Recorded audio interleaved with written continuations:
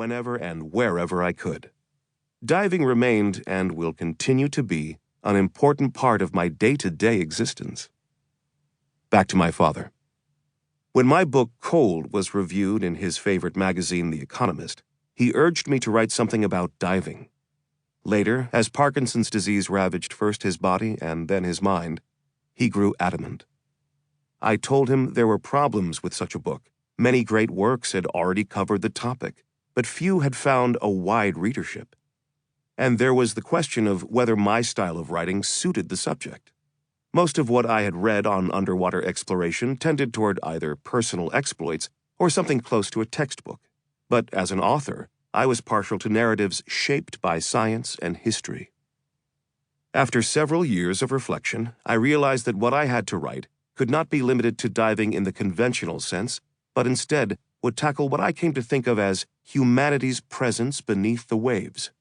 When friends asked about my work, I would repeat those exact words, and then I would explain myself, adding something like, diving, submarines, submersibles, and underwater robots. Even then, I had to consider how to capture the essence of my subject while also captivating readers. I had to figure out how to do justice to this amazing story. Well into the first year of research and interviews for what became In Oceans Deep, my approach remained undetermined until one day, while I was freediving, something close to inspiration struck.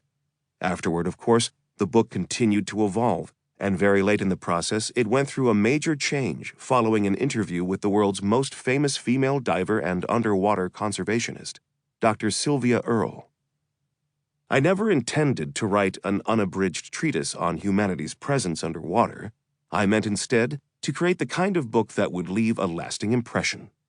I wanted readers to finish the last page with a newfound or rejuvenated motivation to free dive, to scuba dive, to consider passage in any one of the increasingly common tourist submersibles capable of reaching beyond 1,000 feet, to watch undersea documentaries, to consider buying an underwater robot of their own, and to talk to marine scientists and submariners and the engineers whose work lies beneath the surface of the sea.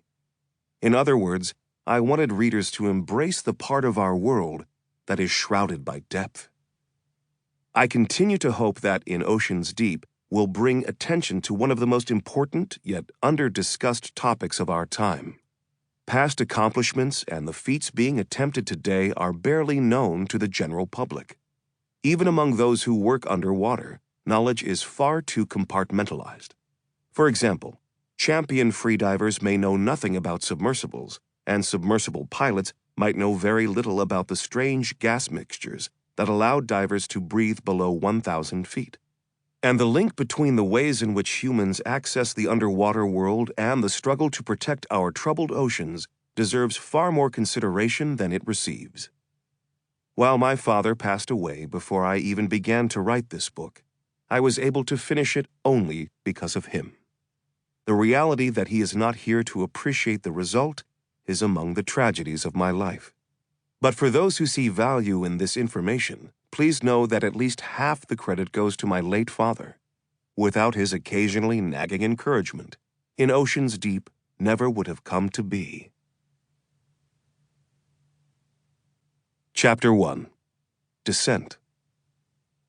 Early on January 23, 1960, a 37-year-old Italian engineer named Giuseppe Buono looked out at the Pacific and worried. After 2 days of towing the ungainly submersible Trieste onto location above the Challenger Deep in the Mariana Trench, the waves were growing. Here, 220 miles from the western Pacific island of Guam, floating far above the deepest point in the world's oceans, wave heights exceeded 5 feet. While seas of that size were mere ripples to an ocean-going surface ship, Trieste was built for calmer waters. On the surface, she was a fragile vessel. Buono had prepared Trieste for her 64 previous dives, and on this day he did not like what he saw. Trieste's deck was awash. The shallow water telephone used by Trieste's pilots to communicate with her support crew at the beginning of each dive had been swept away. The sea had also destroyed an instrument that measured speed of descent and ascent, and Trieste's vertical current meter hung from its mount.